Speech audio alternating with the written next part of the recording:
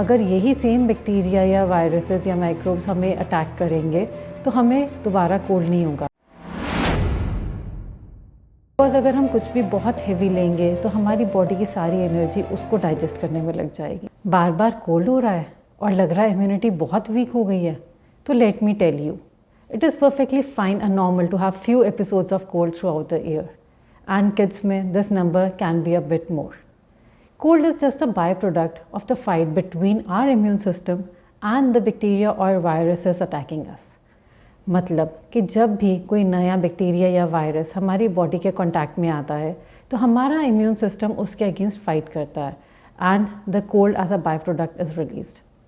अब हमारी बॉडी इस बैक्टीरिया या वायरस के अगेंस्ट एक शील्ड बना देती है. तो अगर यही सेम बैक्टीरिया या वायरसेस या माइक्रोब्स हमें अटैक करेंगे तो हमें दोबारा कोल्ड नहीं होगा. लेकिन अगर कोई नया वेरिएंट आएगा तो यही एपिसोड दोबारा से रिपीट होगा एंड दिस इज़ फाइन. लेकिन अब इसमें हमें क्या करना है, हमारा क्या रोल है? तो आई वुड सजेस्ट कि don't directly dwell on medicines, have rest at least for first day and have light food like soup और अगर परमिटेड है तो juices.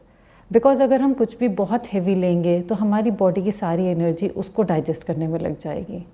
Then stop milk for at least 2-3 days and have citrus fruits like oranges, gooseberries और pomegranate. और pomegranate have very nice antiviral and antibacterial properties. So just follow these steps while you have cold and let your body heal.